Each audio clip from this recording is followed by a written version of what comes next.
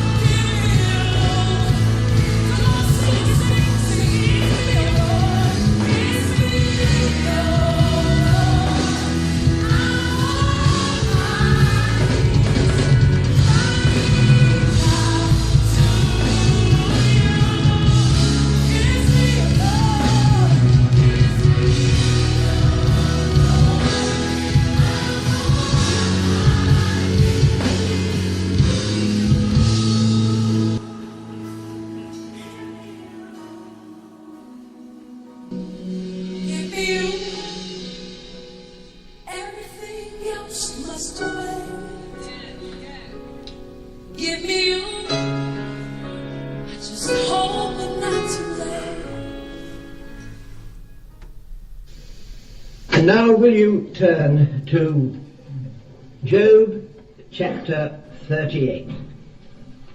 The book of Job chapter 38.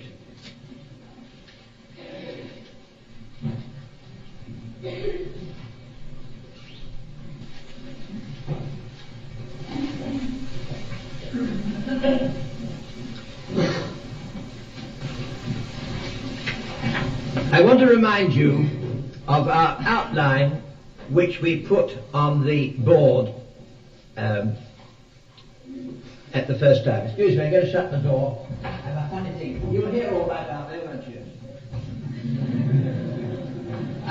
They get good reproduction, the few that are out there through the loudspeakers. We're all right then. I want to remind you of our outline which we began with on the first study. We saw that the book begins with a prologue which is prose and history, and it ends with an epilogue which is in prose and is just straight narrative. But in between the prologue and the epilogue there are many chapters of dialogue, and we've been trying to study those extensive chapters, the long drawn-out dialogue between Job and his friends. And then yesterday we heard a new voice coming into the debate. It was the voice of Elihu, and he spoke for God in a way that Job's three friends didn't. And now this morning we move on to the third part of the dialogue section, and that we may entitle The Voice from the Whirlwind. For God himself spoke audibly to Job and those men there out of the whirlwind.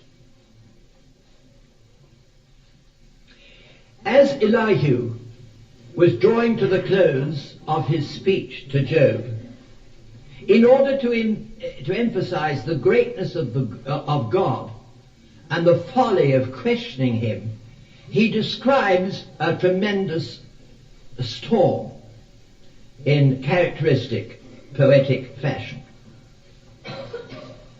And you must confess that a good thunderstorm is a good subject matter for poetry. I'm surprised that there aren't more poems about it, but you've got it certainly in the book of Job and in the last part of Elihu's reply, or his speech. And it is possible that an actual storm was beginning to break, and it provided him with his text as to the greatness of God. And when he's finished his speech, that storm rarely breaks and turns into a whirlwind, which we would possibly call a hurricane or a tornado. And it was out of that whirlwind that God himself speaks, and I could take it, he spoke audibly.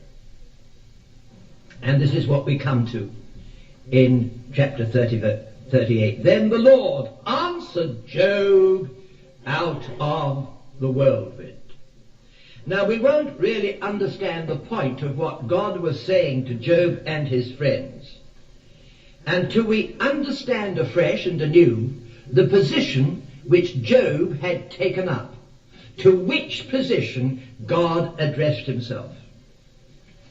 We've already seen that Elihu's anger was kindled against Job in chapter 32 verse 2 because he justified himself rather than God. That meant that he said, I'm right, I'm innocent, and you fellows who are saying I'm wrong, you're wrong. I'm right, you're wrong. But as we've seen, he went beyond that. He then graduated from saying that he was right and man was wrong to saying, I am right and God must be wrong in treating me in the way he does and in denying me justice. And that was terrible. He justified himself Rather than God, he said, I'm right. God, somewhere along the line, must be wrong. And in saying that, he was in effect putting himself on the same level as God. And he had, in doing that, forsaken the creaturely position. He was no longer in the place of the creature, he was on a level with God. Now that is a man to whom God had to speak, and whom he wanted to humble, until at last he repented of such words and such an attitude. And so we hear God speaking. Chapter 38, then the Lord answered Job out of the whirlwind and said, who is this that darkeneth counsel by words without knowledge? And in our verbosity, in trying to help people or defend ourselves, we do so in words without knowledge, and we darken counsel. We hide wisdom by the very multitude of our words. And that is what God charged Job with doing, and of course the three friends too. And then in verse 3 God says to him, gird up now thy loins like a man, for I will demand of thee, and answer thou me. Up to then, Job had been asking questions of God. Now God says, I'm going to ask the questions. And I'm going to ask you to answer them. And the speech of God to Job was one long succession of asking Job questions. And he said, I demand an answer. Answer them. They were not rhetorical questions. He wanted an answer to his questions. Job wanted an answer to Job's questions. God said, I've got something bigger. I want an answer to my questions to you. And in these next chapters, God passes in review the whole of creation. Now this wasn't a new thing for those ancients, for those ancients read much in the book of nature. They had not the word of God, the book of the law, as we have. But they did have the book of nature. And they read much and long in the book of nature. They lived near to nature. They contemplated nature. And they were intended so to do. It was God's means of revelation of himself. In Romans chapter 1 it says, the invisible things of him, since the creation of the world, are clearly seen, being understood through the things that are made, even his eternal power and Godhead. And if you think, well, that's just Paul saying it, I wonder if they really did read in the book. Here they are reading in it. And David read in that book. And they saw clearly the eternal power and Godhead of God. So that in the light of that revelation, all forms of idolatry, says Paul in that epistle of Romans, are inexcusable. Because the invisible things of him, since the creation of the world, have been clearly seen. Even his eternal power and Godhead.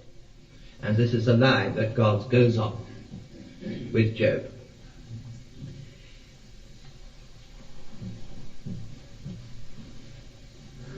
We will read at least a bit. He's asked for an answer. In the version that I'm reading, it's really a little bit of a combination of them all. A bit here is best translated from there. I'm not going to tell you where I get them from, but they're part of the various versions which are current among us. You need, really, consulting this one and that one to clear up little obscurities. Where wast thou when I laid the foundation of the earth? Declare thou if thou hast understanding. Who hath determined the measurements thereof, if thou knowest? Or who hath stretched out the measuring line upon it?